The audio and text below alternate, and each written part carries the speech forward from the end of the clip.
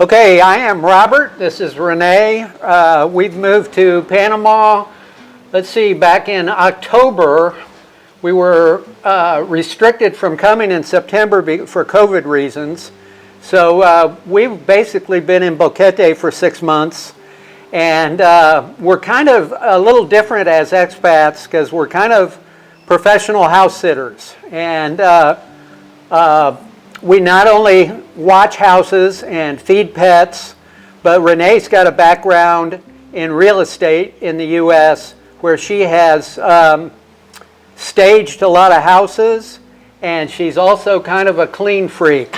So she goes overboard on cleaning. Good thing. It is a very good thing. I'm very lucky. I have got retirement income, but Renee's quite a bit younger than I am, so basically we've been looking for something for her to generate some income.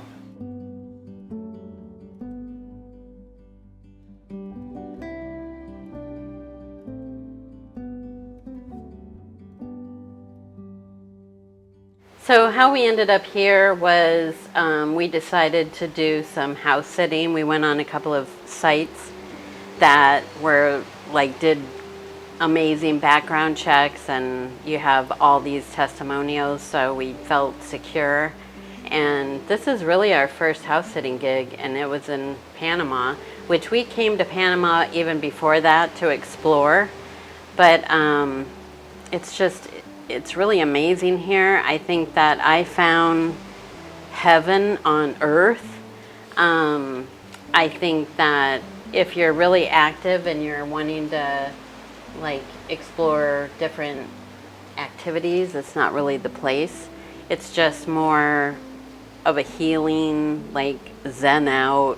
I'm kind of that hippie, gypsy kind of person, so this resonates with me so well, and it's I would love to stay here forever, but it's temporary, and we're gonna go probably all around the world, but this will resonate big time with me.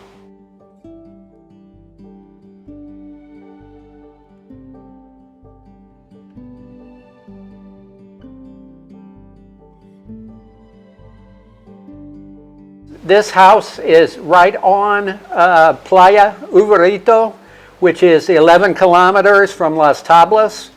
And it is a very interesting place because it's either very quiet and very passive most weekdays, but on the weekends, and especially Saturday, a lot of the Panamanians come here for a nice beach weekend. And there are some good there are a few good restaurants here, but of course COVID has changed a lot of specifics on that. Right now there are good restaurants that are generally open Thursday, Friday, Saturday, but you can drive into Los Tablas fairly easily. There are a lot of good restaurants there. And then we like going down to Peninsula a lot. It's just a different crowd. You go south of here, especially on the highway, and it just kind of changes. It seems to be a little greener. There isn't as much trash thrown around, and a good mixed community in Peninsula with a good age mix, which we really didn't get at Boquete. I was a little surprised how much older the crowd is there at Boquete. So thus far we're very satisfied here. We've agreed to house sit for up to 6 months or whenever this place sells.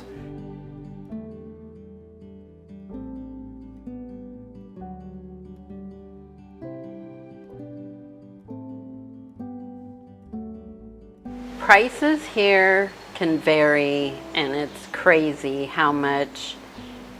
Aspirin, you bought aspirin the other day, and it was 100 aspirin for $12. Correct, a little more than 12. Over-the-counter medication is out of this world, but then there's things that are, really reasonable, and you kind of take that with, that's kind of your ticket into heaven, Well, yeah, there's a port down here that's walking distance called Puerto Mensabe, And you can buy fresh fish down there on a daily basis for $2 a pound, or $2, I think it's a pound or a kilo. Yeah, and they'll fillet it for you for $2.50. So it's nice having that kind of fresh fish around here. I don't eat a lot of meat, so it's a bigger deal for me, I think, than it is for Rene. Yeah, I think Panama, and especially around this area, and you take what you can get, and it forces you to be healthy. I went back to the U.S. in like April and probably gained 10 pounds just scarfing on all the stuff I couldn't get here.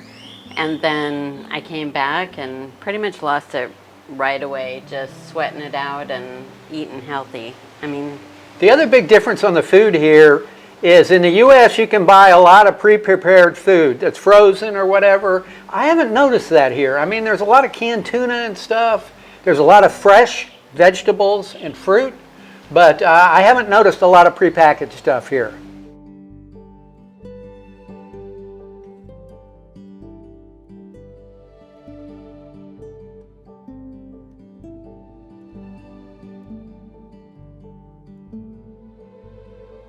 Or I guess we didn't pay much in terms of utilities in Boquete, but since we're house sitting, we really don't deal very much with that type of thing.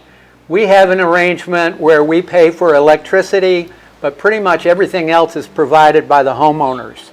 So, you know, obviously house sitting here and only paying electricity is a heck of a good deal. It's a beautiful 3-bedroom house. There's a nice little casita in back, and we're taking care of 5 animals, 3 dogs and 2 cats. But in terms of utilities and such, I've noticed like the cell phone, which I pay for, it seems a little less than the U.S. The electricity, I pay less than $40 a month for cell service. The electricity here is maybe $50 a month. The Wi-Fi is generally pretty good here, but it's again about $40 a month. So it's a heck of a good deal for us in terms of house sitting, and that's obviously why we want to continue doing this.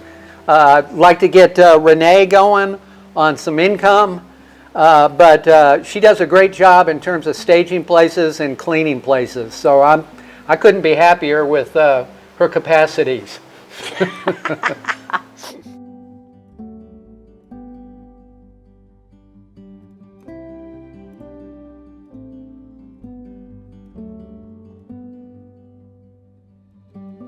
the language barrier is not a barrier for me. Honestly, I like that I don't understand what they're saying because I'm like intuitive by nature. Like I read people, so I love not knowing what they're saying, and I can read deeper and I can get the context. But beyond that, I just go by, you know, where's the bathroom? Basically, the 2 basics were where's the bathroom, where's the wine? Vino Tinto, yes. And beyond that, I have relied on him way too much because he speaks pretty fluent Spanish. Well, I don't know about that, but yeah, I actually owned a company in Uruguay for 10 years. So it was a web development company. The guy I was working with down there who became my business partner was brought up in a British school, so his English was excellent, and most of our communications were in English. But still, you go down there, you pick up a lot of stuff. And so that, you know, I started that in basically 2001, 2002. And of course, that's when they were going through a lot of economic crisis, both Uruguay and Argentina. Back then, you know, the other thing that I'd like to bring up is I think it's very good and very simple that Panama uses the U.S. dollar. So that takes away figuring out what the exchange rate is and everything else. So you can come down here with dollars, you can use those dollars, and there's no exchanging into Panamanian pesos and that type of thing.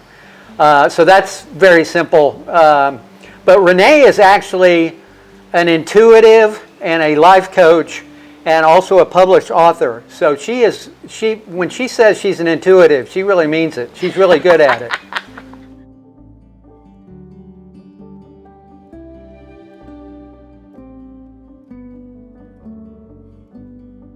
So, safety-wise, I think I have never felt more safe in my life, seriously, than I have in Panama. Even more than, I mean, America. Everyone asked me when I was leaving, are you sure you're going to be okay? We went to Mexico first, and then we came here. And are you safe there? You know, what's it? I'm just like, it's much more dangerous in America than it is here. Well, first we went to New Orleans, then we went to Playa Playa del Carmen, and then we came here. And then here. So it was, since we weren't allowed to come in, we had time to spend. Yeah. And honestly, I like how strict Panama has been about COVID. I like the lockdowns. I like how they act immediately. And you talked about an antidote. We've been traveling for like 8 months and no problem, never had COVID. So I go back to the US for 30 days because it's the visa thing. And I think 3 days after I landed, I caught COVID, totally. And I was with my family they think it's a hoax and they're all on that. So I'm like, do I need to see a doctor? Do I need to be, I really like Panama. Like, I feel like they take care of their own and they do the right thing. And I think pretty much it always makes sense. Even if it's an inconvenience sometimes, I feel safe. The Panamanian people are excellent. I think of, again, I've traveled a lot throughout Latin America, and I don't know of any other place that's more welcoming and friendly, and they'll certainly help you out if you have any problems. Yeah. So in terms of safety, I think it's excellent here. Certainly down here on Uverito, again, this weekdays there's very little activity. We've seen one vehicle go by, and I think that's it. So I mean, you got to be aware of that. It's kind of feast or famine. On the weekends, fin de semana, they turn up the music. It gets loud, and like there's a balcony upstairs. We had our own private concert. What was it, last weekend? Yeah. Like they were dancing. I love the music. They had a band. I'm like, and the ocean's there? I'm like, it doesn't get any better than this.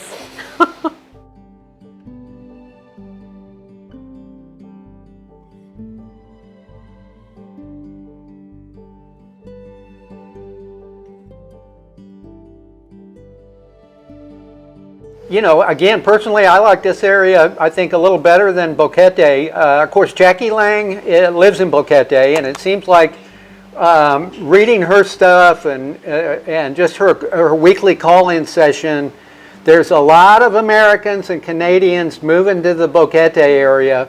But when Rene was up in the States for 30 days, I didn't go up there, and I traveled around Panama. So we've been to El Valle, which we really liked.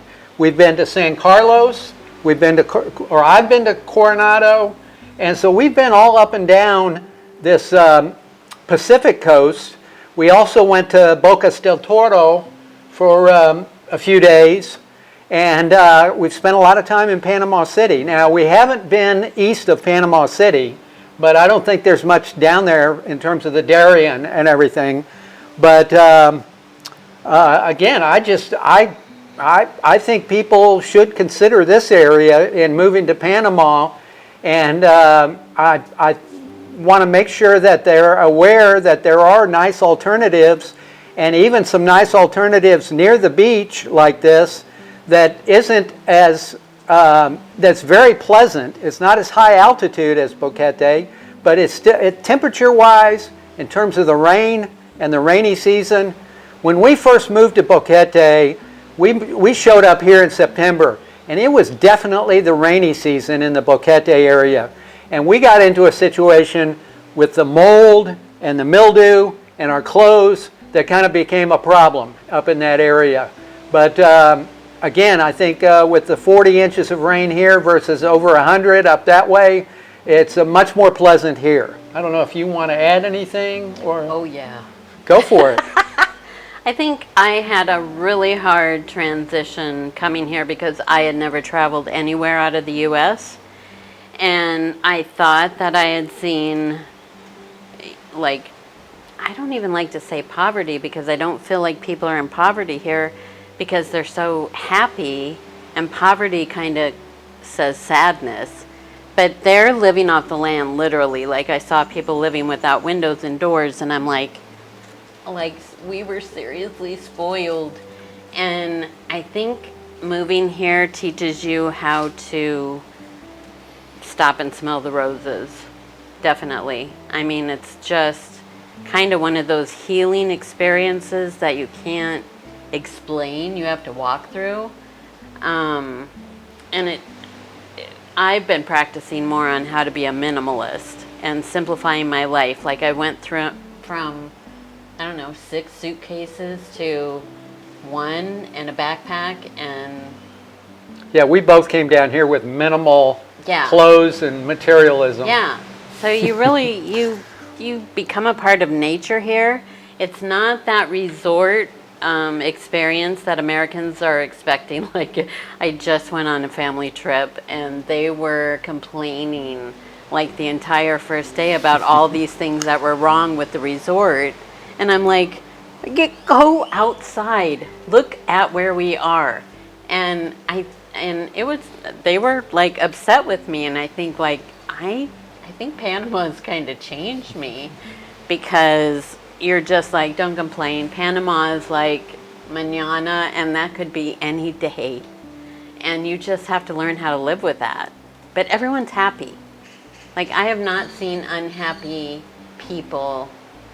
I really haven't. Well, everyone's happy, and again, I think the other big difference is all the nature that's down here. We've been down here for 8 months, and I expected to see more little animals and stuff. We haven't seen any snakes. We haven't seen, I mean, we've seen a lot of bugs, but we haven't seen any small animals very much. Bugs like me. Seen a lot of hummingbirds and butterflies. Butterflies. Like everything. Like, it really is. It's a slower pace. It's a better pace. I mean, if you're into that, I want to be a part of nature and figure out what the big picture is, come to Panama.